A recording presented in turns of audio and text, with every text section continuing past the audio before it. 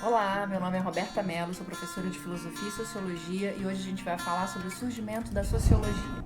É importante que vocês não percam de vista que a sociologia ela nasceu ali por volta do século XIX e ela vai ter pelo menos três grandes aspectos em termos de fatores para a gente relacionar aí com o seu nascimento, tá? Primeiro deles, fatores ideológicos.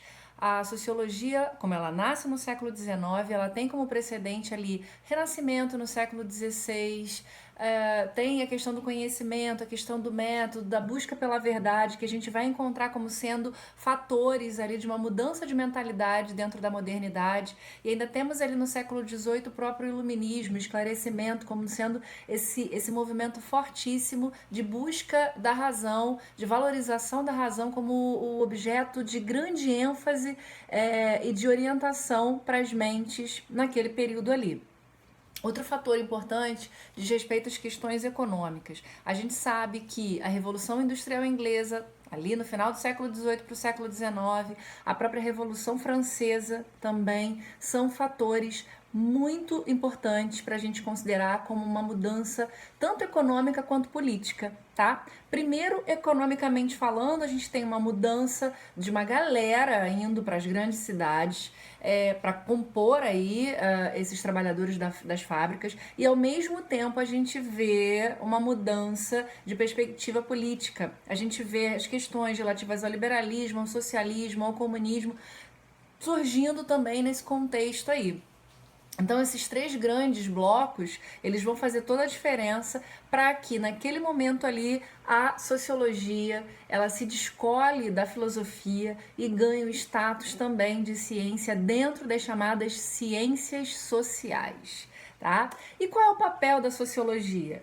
Coisa que a gente também não pode deixar de falar numa aula, numa abordagem aqui sobre a introdução à sociologia.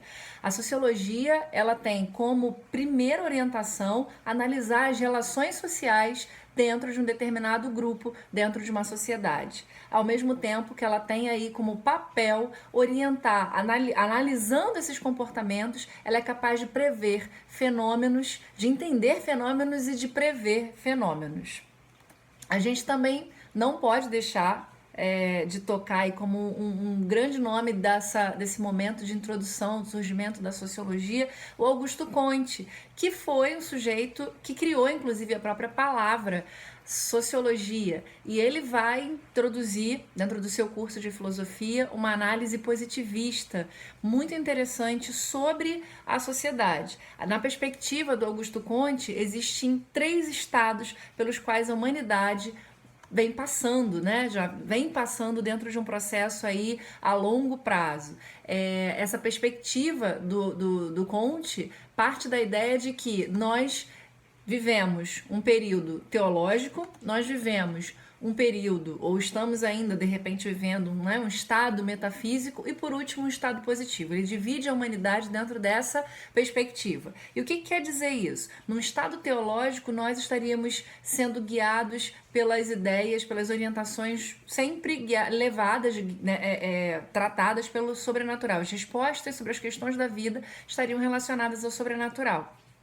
Num segundo estágio da humanidade, a busca por respostas estaria ligada a um estado que ele vai chamar de metafísico, ou seja, a gente busca, num sentido quase ideal, respostas para justificar os comportamentos, as ações, tudo que se passa à nossa volta. E por último, ele fala do estado positivo, que seria o estado em que nós buscaríamos respostas para todas as questões humanas e da natureza, baseados nas observações, num processo de raciocínio puramente lógico e justificado, experimentado através da ciência.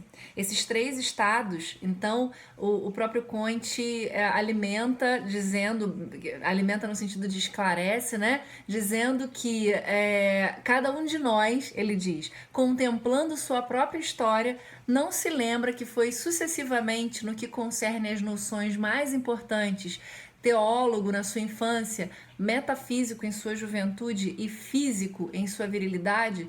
O que ele quer dizer com isso? Que quando a gente é criança está super ligado a fábulas, né? Quando a gente está na juventude, é super ligados aos ideais, né? O amor platônico, por exemplo, ou ideais de uma vida, de um relacionamento. E por último, a gente chegaria à vida adulta.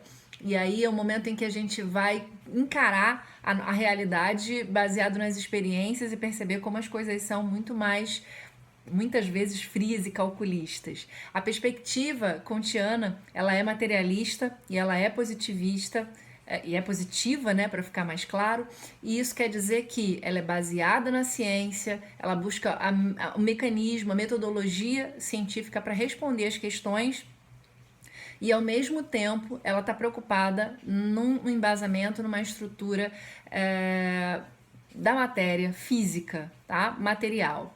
É importante a gente falar do Comte para que lembremos que ele está ali abrindo as portas para esse novo método de estudo das sociedades, que a gente está chamando de sociologia, mas que também está inserida dentro de um contexto muito maior, que é o contexto das ciências sociais. E aí a gente pode citar a antropologia, a política, a economia, por exemplo. Todas baseadas num método que busca o alcance de resultados, de respostas sobre os fenômenos sociais. A proposta do Comte, no final das contas, é tentar, e da própria sociologia, né, é tentar analisar os fenômenos sociais e, de alguma forma, conseguir prever os comportamentos humanos.